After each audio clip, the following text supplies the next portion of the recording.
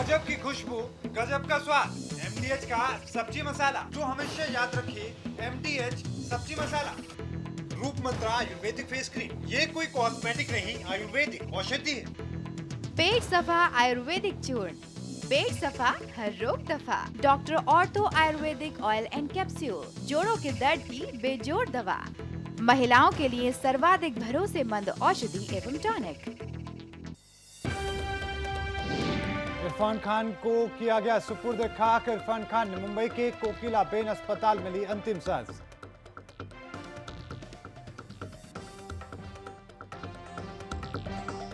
इरफान खान के निधन पर प्रधानमंत्री नरेंद्र मोदी, शाह और राहुल समेत सभी नेताओं ने दी श्रद्धांजलि। प्रधानमंत्री मोदी बोले, सिनेमा और थिएटर जगत को हुई बड़ी क्षति। राहुल के बैंक डिफॉल्टरों की लोन माफी वाले बयान पर बीजेपी का हमला। जावड़ेकर बोले, एक पैसा माफ नहीं किया गया। और सुप्रीम कोर्ट का बड़ा फैसला, अब निजी अल्पसंख्यक कॉलेजों में भी नीट के जरिए होगा दाखिला।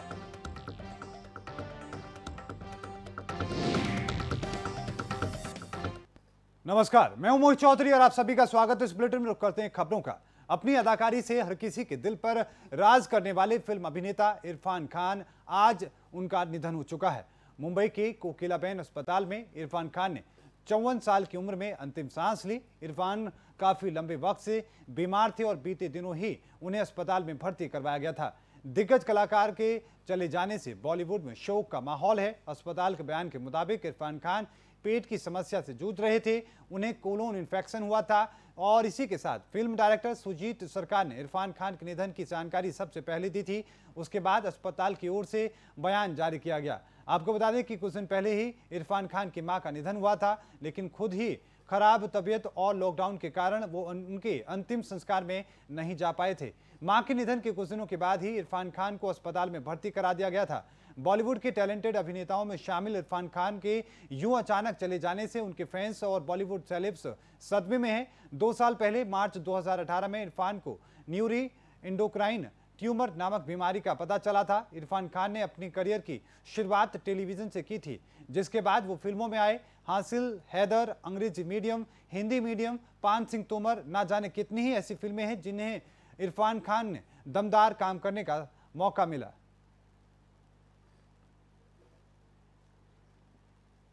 तो वहीं इरफान के निधन पर बॉलीवुड में शोक का माहौल देखने को मिला, तो वहीं देश के नेताओं ने भी उन्हें याद किया है। प्रधानमंत्री नरेंद्र मोदी, केंद्रीय गृह मंत्री अमित शाह, कांग्रेस नेता राहुल गांधी, दिल्ली के मुख्यमंत्री अरविंद केजरीवाल समेत अन्य बड़े नेताओं ने इरफान खान के योगदान को याद किया। प्रधानमंत्री नरेंद्र मोदी ने भी इरफान खान के निधन पर ट्वीट करके दुख व्यक्त किया है। प्रधानमंत्री मोदी ने लिखा कि इरफान खान के निधन से सिनेमा और थिएटर जगत को बड़ी क्षति हुई है। अलग अलग माध्यमों से उनके शानदार काम के लिए उन्हें याद किया जाएगा। उनके परिवार, दोस्त और चाहने वालों को वो सांत्वना देते हैं और भगवान उनकी आत्मा को शांति दे।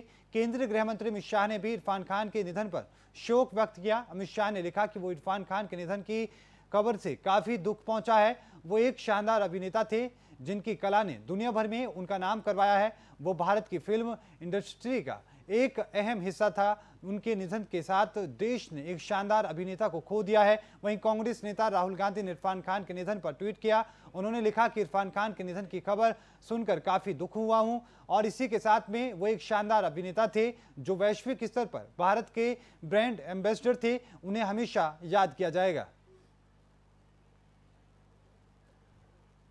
तो वहीं बीजेपी ने राहुल गांधी के ऊपर देश के 50 सबसे बड़े बैंक डिफॉल्टरों के लोन माफी वाले बयान को लेकर निशाना साधा है। केंद्रीय मंत्री प्रकाश जावड़ेकर ने राहुल गांधी के बयान पर सफाई देते हुए कहा कि राहुल गांधी की इस टिप्पणी पर मैं बहुत चक्का रह चुका हूं। मोदी सरकार ने 65,000 करोड़ की माफ कर दिया है। केंद्रीय मंत्री प्रकाश जावड़ेकर ने कांग्रेस नेता राहुल गांधी द्वारा किए गए दावे को खारिज करते हुए कहा कि केंद्र ने बैंक कर्जदाताओं के 65,000 करोड़ रुपए को माफ कर दिया है। क्या कुछ उन्होंने कहा है, आइए सुनवाते हैं। एक आरटीआई का आधार लेकर राहुल गांधी ने यहां तक कह दिया कि भारत सरकार ने 65,000 करोड़ रुपए माफ किए। Writing off is not waiving off. जो खाते से खाता किताब से निकालते वो एक अलग प्रक्रिया है, कानूनी प्रक्रिया है और माफ़ करना एक अलग चीज़ है। राहुल गांधी इसका ही फर्क नहीं समझ रहे। खाते को किताब से निकालना माने माफ़ करना नहीं है, क्योंकि वसूली जारी रहती है, कार्रवाई जारी रहती है और बैंक पैसा वसूलती है। वो खाता बंद नहीं होता। खाता केवल बैंक के दिखने वाले, क्योंकि ग्राहक को सही जानकारी देनी चाहिए। जो डिपॉजिटर है उसको सही जानकारी बैंक की मिले, इसके लिए वो राइटिंग ऑफ करते हैं। तो राइटिंग ऑफ का मतलब है कि बैंक का वो खाता जो थकित हुआ है, उस थकित खाते को बैंक के हिसाब में ना दिखाना, लेकिन उसका मतलब वो माफ़ किया नहीं है। यही भ्रम फैलाने की राहुल गांधी पिछले 2 साल से कोशिश कर रहे हैं। ये कोशिश नाकाम होगी। थोड़ी तो समझ बढ़ाइए। चिदम्बरम जी, इतना तो ट्वीट करिए, इतना तो समझाइए कि राइटिंग ऑफ क्या है और वेविंग ऑफ क्या है। These are 2 different things. और इसलिए हमने देखा है नीरव मोदी को जेल में जाकर बैठना पड़ा। उनके संपत्तियों का नीलाम हो गया, उनकी संपत्तियां तोड़ी गई, उनकी संपत्तियां कब्जे में कर ली गई। तो ये सब हम देख रहे हैं। मल्ल्या का सारे रास्ते अब वहाँ भारत से भागने के रास्ते बंद हो गए हैं, उसको वापस आना ही पड़ेगा। ये जो सब हो रहा है, ये इसका उदाहरण है कि किसी का कर्जा माफ़ नहीं किया है, बल्कि कार्रवाई जोर से चल रही है। ये जो सारे खाते थकित हुए हैं, उसमें से बहुत का सोर्स और बहुत का समय ये यूपीए के समय में खाते इस तरह के कर्जे दिए गए और बिगड़ गए। तो इसका ये परिणाम है। तो राहुल गांधी समझ ले, राइटिंग ऑफ ये वेविंग ऑफ नहीं है, ये माफ़ी नहीं है। तो कर्जे की किसी एक पैसे की भी माफ़ी मोदी सरकार ने नहीं की है। आपको बता दें कि देश में लगातार कोरोना वायरस का कहर जारी है और इस बीच सत्येंद्र जैन ने कहा है कि नए प्रोटोकॉल के अनुसार कोविड-19 के पॉइंट यानी कि कई तरह के रोगियों को अस्पताल से जाने की इजाजत नहीं है और उन्हें घर के अलावा इलाज किया जा सकता है। इसके साथ में स्वास्थ्य मंत्री ने कहा कि उनका इलाज घर पर ही किया जा सकता है। दिल्ली में अब तक कुल 3,314 मामले सामने आ चुके हैं। क्या कुछ सत्येंद्र जैन ने कहा है, आइए सुनवाते हैं। 314 केसेज हैं, जिसमें 206 केसेस कल के हैं और कल 201 लोग रिकवर भी हुए। दिल्ली में कुल मिलाकर 1078 लोग ठीक हो चुके हैं अभी तक, जो कि कुल पेशेंट्स का 32% बनता है, 32% बनता है। और जो पेशेंट्स अभी इलाज करा रहे हैं उनमें से 53 आईसीयू में हैं और 12 लोग वेंटिलेटर के ऊपर हैं। साथ ही साथ ये भी बता देता हूँ कि अब जो प्रोटोकॉल है उसके हिसाब से जिन लोगों को सिम्टम्स नहीं है, जिसको एसिम्टोमेटिक कहते हैं या बहुत ही लाइट सिम्टम्स हैं, उनको घर में ही रख के आइसोलेट करके इलाज किया जा सकता है। उन सबको अस्पताल में जाने की आवश्यकता नहीं है। केंद्र सरकार ने ये कहा है कि प्लाज्मा थेरेपी बहुत ही टेक्निकल काम है और भी एक्सपेरिमेंटल स्टेज के ऊपर है। जिन लोगों के पास परमिशन नहीं है उनको नहीं करना चाहिए। हुआ क्या है कि शुरुआती दौर में इसमें आशा की किरण नजर आई है, रिजल्ट अच्छे आए हैं। तो ऐसा ना हो कि जिन लोगों को परमिशन नहीं दी गई है वो लोग बिना परमिशन के ही लोगों को स्टार्ट कर दें। दिल्ली सरकार को केंद्र सरकार से परमिशन मिली हुई है और उस परमिशन के आधार पर ही हम कर रहे हैं। ये एक्सपर्ट्स का काम है, मतलब ये ऐसा नहीं कि कोई भी आदमी कर सकता है और सरकार सब कुछ चेक करने के बाद ही परमिशन देती है। तो जिनको परमिशन मिली है, दिल्ली को मिली हुई है, शायद मुंबई को भी मिली है और यूपी के अंदर योगी जी का भी बयान आया था तो शायद उनको भी परमिशन मिल चुकी है, एम्स को भी मिल चुकी है। जगह जगह देश के अंदर कई संस्थानों को, जो बड़े संस्थान हैं, उनको परमिशन मिली है। तो जिनको परमिशन है सिर्फ वही करें। 3,314 केसेज हैं, जिसमें तो वहीं दिल्ली के शिक्षा मंत्री मनीष सिसोदिया ने कहा कि सीबीएसई परीक्षाएं रद्द की जानी चाहिए और 10वीं और 12वीं कक्षा के छात्रों को आंतरिक परीक्षा और मूल्यांकन के आधार पर पदोन्नत किया जाना चाहिए। वहीं उन्होंने ये भी कहा कि अगले साल के लिए पाठ्यक्रम को 30% से कम कर दिया जाना चाहिए। क्या कुछ उन्होंने कहा है, आइए सुनवाते हैं। सीबीएसई की परीक्षा को रद्द करें और जैसा हमने 9वीं और 11वीं में किया है कि बच्चों के असेसमेंट के आधार पर, उनके छमाही एग्ज़ाम के आधार पर और बाकी असेसमेंट्स के आधार पर उनके मार्क्स दिए हैं फाइनल एग्ज़ाम में, तो वैसे ही 10वीं और 12वीं की जो बोर्ड की परीक्षा के पेपर्स रह गए हैं, 29 मेन सब्जेक्ट्स के रहे हैं और कुल 83 सब्जेक्ट्स के पेपर रहे हैं, उन सब में भी बच्चों को उसके आधार पर पास किया जाए। तो ये तो मैंने उनको एक सुझाव दिया था। दूसरा सुझाव मैंने उनको ये दिया है कि अब क्योंकि काफ़ी समय बच्चों का लॉकडाउन में बर्बाद हो गया है, हम चाहे जितना कह लें ऑनलाइन कर रहे हैं, बच्चे अपना सेल्फ ट्यूटिंग कर रहे हैं, लेकिन उसके बावजूद मार्केट बंद हैं, स्टेशनरी बंद हैं, किताबें बंद हैं, फैसिलिटीज़ बंद हैं, लोगों का आना जाना संभव नहीं है, तो बच्चों का नुकसान तो हो रहा है। वैसे में हमें अपने स्टैंडर्ड नीचे लाने पड़ेंगे। तो इसके लिए ज़रूरी है कि हम CBSE के पाठ्यक्रम में 30% की कटौती करें, और उस 30% की कटौती को सिर्फ CBSE के पाठ्यक्रम में ना करें, NCERT के पाठ्यक्रम में ना करें खाली, बल्कि उसके बेस पे होने वाले एग्ज़ाम्स जो अगली यूनिवर्सिटीज़ के एग्ज़ाम्स हैं, JEE के एग्ज़ाम हैं, उन सब में भी इसको लागू करें। ये मैंने उनको एक सुझाव दिया है। CBSE की परीक्षा को रद्द करें, और जैसा हमने देश में जानलेवा कोरोना वायरस संकट और लागू लॉकडाउन के बीच में CBSE बोर्ड ने बड़ा फैसला किया है। CBSE की 10वीं बोर्ड की बची हुई परीक्षाएं अब नहीं होंगी। केवल दिल्ली के नॉर्थ ईस्ट दिल्ली में तनाव के चलते रद्द हुई परीक्षाओं को ही दोबारा किया जाएगा। वहीं 12वीं के बचे हुए 12 विषयों के केवल महत्वपूर्ण परीक्षाएं ही ली जाएंगी। ये भी बताया जा रहा है कि हालात सामान्य होते ही कॉपियों की जांचने का काम भी शुरू किया जाएगा। CBSE के मुताबिक कॉपियां जांचने और रिजल्ट के आने में अभी कम से कम 2.5 महीने लगेंगे। सब कुछ लॉकडाउन की स्थिति पर निर्भर करेगा। बच्चों में आ रहे तनाव को लेकर CBSE सचिव ने कहा कि अध्यापक और बच्चे दोनों के लिए ऑनलाइन शिक्षा नई व्यवस्था है। ऐसे तनाव तो आते ही रहेंगे, लेकिन CBSE अध्यापकों को ऑनलाइन शिक्षा के दौरान रचनात्मक बढ़ाने की सलाह दे रहे हैं ताकि बच्चों को तनावग्रस्त ना हो। पेरेंट्स भी घर पर इसे दूर करने में मदद करें।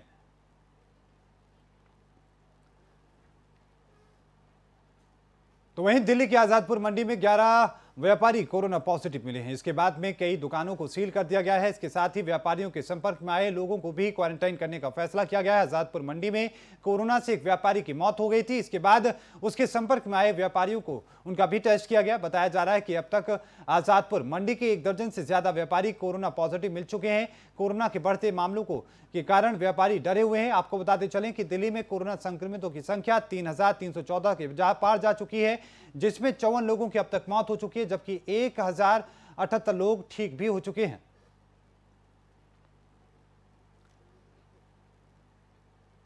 लॉकडाउन में हरियाणा से कामकाज के सिलसिले में दिल्ली आने वाले लोगों की अब मुश्किलें लगातार बढ़ती जा रही हैं। हरियाणा पुलिस ने अब दिल्ली बॉर्डर सख्ती पर अपनी और भी सख्ती कर दी है। ऐसा इसलिए क्योंकि हरियाणा सरकार को लगता है कि दिल्ली आने जाने वालों को लगातार उनसे हरियाणा को खतरा है। दिल्ली से सटे फरीदाबाद के सारे बॉर्डर सील कर दिए गए हैं। दिल्ली में काम करने वाले डॉक्टर, बैंक कर्मी और पुलिस वालों भी अब फरीदाबाद में उनकी एंट्री नहीं हो पाएगी। सिर्फ केंद्र सरकार के जारी पास की ही सील बॉर्डर में एंट्री उनको मिल पाएगी। हरियाणा के गृह मंत्री अनिल विज ने साफ किया है कि वो दिल्ली या आसपास के राज्यों में हरियाणा को संक्रमित नहीं होने देंगे, जिसके चलते ये फैसला लिया गया है।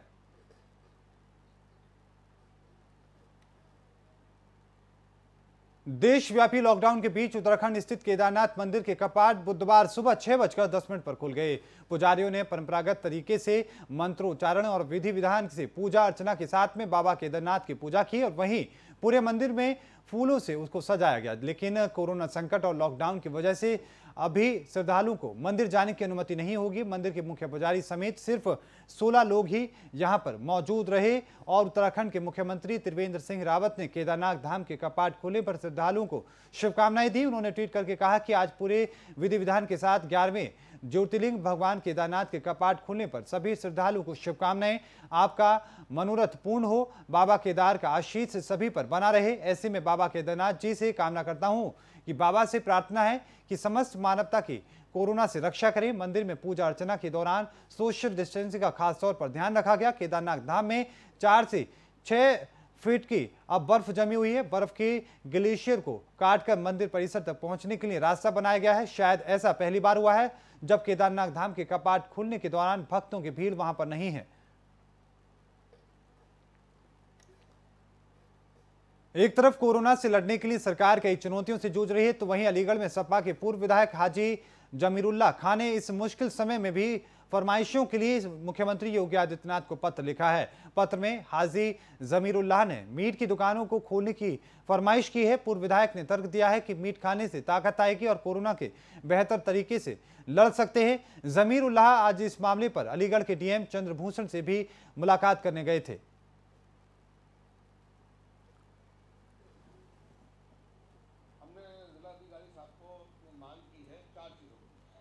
ये तो दूध की पूर्ति करने की, एक फल की, और एक हमने की है पानी की व्यवस्था, और एक हमने कहा है मीट की नहीं है। तो उन्होंने 3 चीज़ें तो हमारी मान ली, और मीट के नहीं हमसे ये कह दिया कि मीट का आदेश मेरे पास अभी नहीं आया है, जबकि सेंटर का आदेश आ चुका है। सेंटर में ये कहा है कि सबको मीट, बकरा, मुर्गा, मछली ये सब मिलेगा, लेकिन हमारे अलीगढ़ में नहीं हो पा रहा और यूपी में नहीं हो पा रहा। तो हमने ये कहा था कि रमज़ान का टाइम है, रोज़दार रोज़े रखता है और कम से कम उसको 16 घंटे का रोज़ा रखना पड़ रहा है, तो उसको भरपेट खाना तो खा सके। अब उसका ये मीट जो है वो मतलब ज़रूरत है इस इंसान की, आज ज़रूरत है उसकी। खाना खाता है, रोज़ा अफ्तारता है, तो हमें मीट नहीं मिलेगा तो हमारे अंदर, बच्चों के अंदर कमज़ोरी पैदा हो जाएगी और सख्त ज़रूरत है इस वक्त। तो वहीं कुरुक्षेत्र के लघु सचिवालय में खेल राज्य मंत्री संदीप सिंह की अगुवाई में प्रशासनिक अधिकारियों की बैठक हुई, जिसमें वीडियो कॉन्फ्रेंसिंग के माध्यम से जिला मुख्यालय और उपमंडल अधिकारियों से कोरोना संक्रमण और उसके बचाव के बारे में जानकारी ली गई। बैठक के बाद में खेल राज्य मंत्री संदीप सिंह बोले कि कोरोना वॉरियर्स की बदौलत कुरुक्षेत्र जिला सेफ जोन में है, क्योंकि पुलिस कर्मचारियों को लगातार, मेडिकल स्टाफ हो या फिर सफाई कर्मचारी हो, सब 24 घंटे युद्ध स्तर पर इस महामारी से लड़ने के लिए काम कर रहे हैं। उन्होंने ये भी कहा कि इस बैठक में इन योद्धाओं को सोशल डिस्टेंसिंग, मास्क पहनने और ग्लव्स मुहैया कराने के लिए भी कहा गया है। उन्होंने ये भी कहा कि सामान लेने के उपरांत जब पैसों का आदान प्रदान होता है तो उसके बाद में खुद को सैनिटाइज करना बहुत जरूरी है। इसके अलावा संदीप सिंह ने कहा कि कुरुक्षेत्र जिला पानी की कमी के कारण डार्क जोन में जा रहा है और धान की फसल में लाखों गैलन पानी लगता है, इसलिए इसके बचाव के लिए इस बार कुरुक्षेत्र जिले की पंचायती जमीन पर धान की खेती नहीं होगी और मक्के की सब्जियां यहां पर लगाई जाएंगी, जिसमें कि पानी की बचत की जा सके। आपको एक बार फिर बता दें कि संदीप सिंह ने साफ तौर पर कहा है कि इस बार इस क्षेत्र में जो भी किसान धान की फसल लगाया करते थे, इस बार उन्हें धान की फसल लगाने का मौका नहीं मिलेगा। उनसे ये कहा जा रहा है कि यहां पर इस बार मक्के की फसल और सब्जियां ही उन्हें उगाने की इजाजत होगी।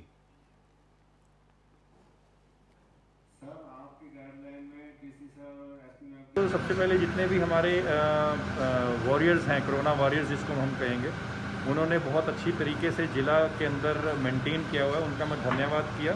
और उनकी जो समस्याएं हैं जो वो फेस करते हैं या उनकी कोई ऐसे सुझाव, तो वो मोस्टली सब सही चल रहा है। और उनको मास्क पहनने के लिए और ग्लव्स पहनने के लिए बताया गया। और एक और चीज़ मैंने कही गई है कि महिलाओं की तरफ से जितने भी महिलाएं घर पे रहती हैं और वो सब्जी वाले से या ठेले वाले से कुछ सामान लेती हैं, तो उनका सामान लेने की तरफ जब पैसा देना सबसे ज़्यादा है कि जो पेपर नोट हैं वो लेते समय या देते समय जब उसके बाद हाथ जरूर धोएं। और जो ठेला यूज़ करते हैं या सब्जी मंडी में गल्ले के ऊपर बैठते हैं, उनको भी सैनिटाइज दिया जाए, जिससे कि वो पैसा लेने के बाद या पैसा देने के बाद अपने हाथों को सैनिटाइज करें। देश में तेजी से बढ़ती वैश्विक महामारी कोरोना से रेवाड़ी जिले को सुरक्षित रखने की दिशा में कड़े कदम उठाते हुए प्रशासन ने जिले की तमाम सीमाओं को सील कर दिया है। जिले की सड़कों पर बेवजह आवाजाही को लेकर पूरी तरीके से अब प्रतिबंध लगाया जा चुका है। यहां तक कि मान्य पहचान पत्रों के माध्यम से दी गई छूट पर भी अब रोक लगा दी गई है। इसको लेकर शहर यातायात प्रभारी का कहना है कि लॉकडाउन के चलते उन्हें आदेश मिला है कि कोई भी वाहन चालक बेवजह सड़कों पर नहीं चलने पाए। इन आदेशों की पालना में अब ये चालान काटे जा रहे हैं। पुलिस की आम जनता से अपील है कि बेवजह सड़कों पर ना निकले, अन्यथा मजबूरन चालान काटने के साथ आवश्यक कार्रवाई अमल में लाई जाएगी। तो वहीं चरखी दादरी स्वास्थ्य विभाग द्वारा मलेरिया और डेंगू दिवस मनाया गया। आपको बता दें कि उससे बचने और इसे रोग की रोकथाम के बारे में भी बताया गया। इस प्रकार हम इस बीमारियों से बचाव कर सकते हैं, इस विषय में एक सेमिनार का आयोजन किया गया था। वहीं इस दौरान सीएमओ प्रदीप शर्मा ने कहा कि डेंगू का जो मच्छर है वो इस बीमारी को फैलाता है। इससे बचने के लिए हमें अपने घरों और आसपास के इलाकों की साफ सफाई पर पूरा ध्यान रखना चाहिए।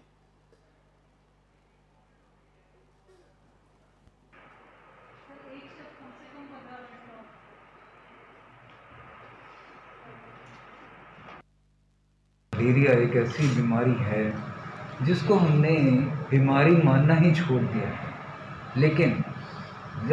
लेकिन जो नुकसान ये मनुष्य को पहुंचा रहा है, अगर हम एक सूची बनाएं जिसमें हम ये देखें कि मनुष्य के लिए सबसे घातक कौन है, तो उस सूची में आप देखेंगे कि मलेरिया सबसे ऊपर है।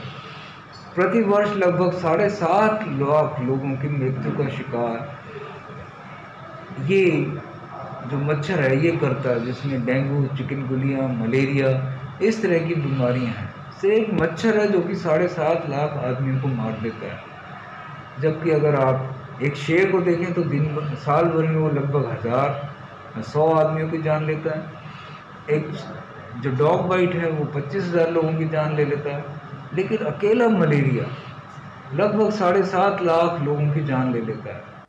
खबर लखनऊ से, जहां पर प्रमुख सचिव दीपक कुमार, जिलाधिकारी अभिषेक प्रकाश और पुलिस आयुक्त सुजीत पांडे ने क्वारंटाइन सेंटरों का निरीक्षण किया। साथ ही अस्थायी कारागार का निरीक्षण भी किया गया। निरीक्षण में उप जिलाधिकारी ने बताया कि बीबीडी क्वारंटाइन सेंटर में कुल 35 व्यक्ति हैं और राम स्वरूप क्वारंटाइन सेंटर में कुल 41 व्यक्ति हैं।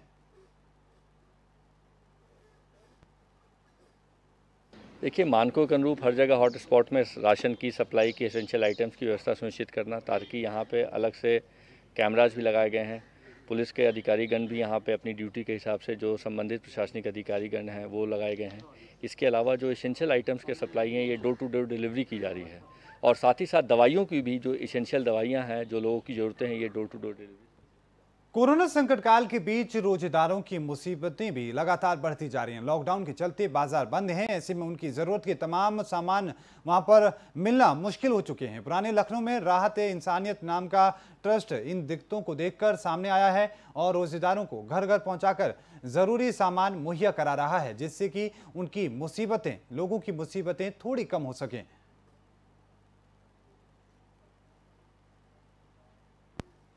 ये प्रधानमंत्री जी की जब से जनता कर्फ्यू लगा था तब से हम लोग जो है ना अपनी संस्था के द्वारा काम कर रहे हैं, और ये पवित्र महीना रमज़ान का है, और अभी मोदी जी ने उस चीज़ को जो है ना अपील किया था कि आप लोग अपने अपने घरों पर रह करके और रमज़ान का जो है ना अपने घरों पर मनाएं, और तरावी और नमाजें सब घर पे रहें। तो उसका सभी इंसान पालन करके अपने घरों पर रह रहे हैं। अब सामान की जो कमी पड़ रही है तो उसके लिए हम लोग को कॉल आती है या हमारे लोगों को पता चलता है कि फलाने घर में परेशानी है, जो डेली मजदूर हैं या जो है ना किसी भी तरीके के इंसान है, अगर परेशानियां आ रही हैं तो हम लोग रमज़ान का पूरा सामान उन तलक के पहुंचा रहे हैं।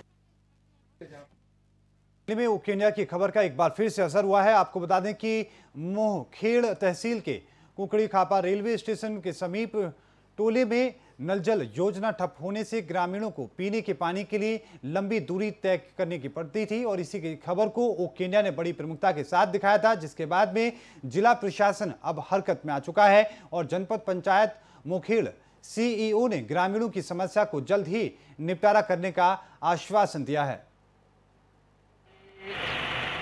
जमुनिया मार्ग का कुकड़ी खापा काम है, क्या जाना है, तो यहाँ पर पानी की समस्या के संबंध में समाचार पत्रों में छपा था कि 3 किलोमीटर दूर से पानी लाया जा रहा है करके। तो हमने वस्तु स्थिति का जायज़ा लिया और यहाँ पे जितना संभव हो सकता है हम तुरंत पानी तो आ रहा है लेकिन कम आ रहा है, तो हम पानी में जो वाल है सामने नल में लगा हुआ है पाइपलाइन में, तो इस वाल को एक साइड शिफ्ट करके एक वाल लगा के इस तरह पानी को ये कर देंगे और वर्तमान समस्या को सॉल्व करेंगे। फिर उसके बाद 2 दिन के बाद में जो बोर करने वाली मशीन है वो भी आ रही है, उनको भी बताया गया है, तो उससे भी पानी खोजने का प्रयास करेंगे। अगर पानी मिल जाता है तो समस्या सॉल्व हो जाएगी, नहीं होगा तो फिर निर्मल। मध्य प्रदेश के छिंदवाड़ा के लिए एक राहत भरी खबर सामने आई है। एक दंपति की दूसरी कोरोना रिपोर्ट नेगेटिव आने के बाद उन्हें पूरे सम्मान के साथ में जिला अस्पताल से घर के लिए रवाना किया गया। इस दौरान अस्पताल और जिला प्रशासन से जुड़े सभी आला अधिकारी मौके पर मौजूद रहे।